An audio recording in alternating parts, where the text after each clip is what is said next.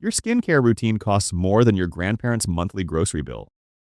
You've got a cleanser, toner, a moisturizer, SPF, maybe a serum that promises to do something you don't fully understand.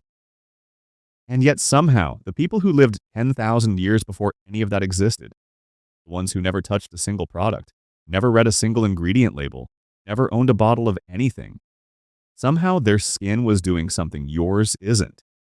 Stay with me, because what's actually happening on your face right now is way more interesting than any skincare brand wants you to know. Here's the thing.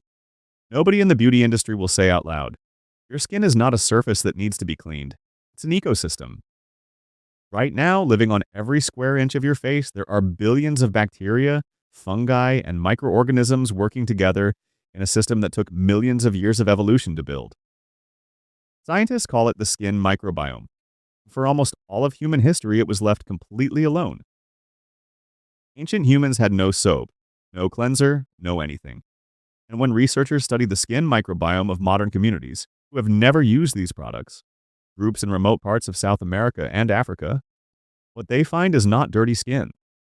What they find is a dramatically richer, more diverse, more functional ecosystem than anything living on the average American face.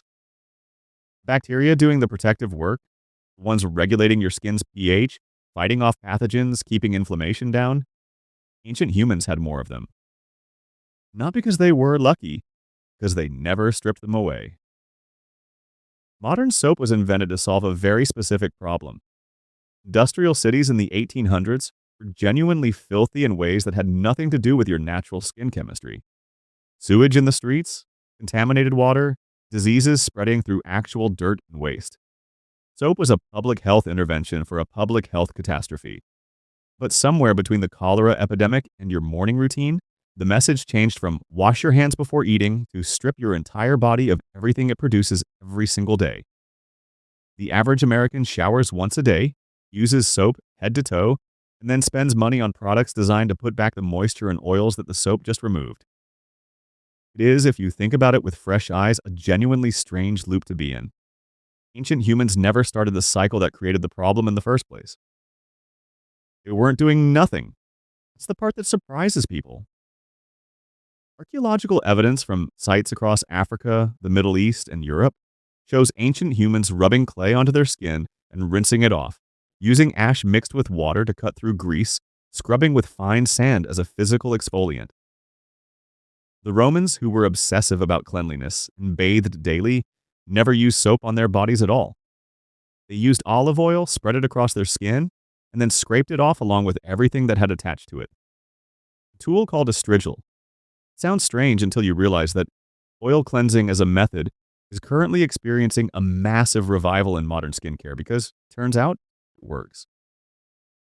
The recurring theme across every ancient culture is the same. They found what worked by paying attention to results. No marketing, no branding, no sponsored posts. Just noticing that certain clays left skin feeling smoother, that certain plants reduced irritation, that water alone handled most of what needed handling. The most expensive thing in your skincare routine might be solving a problem that your skincare routine created. That's not a reason to throw everything out tomorrow. It's a reason to ask a question that most people never think to ask. What was your skin actually designed to do when nobody was interfering with it? Ancient humans didn't have better skin because they had better products.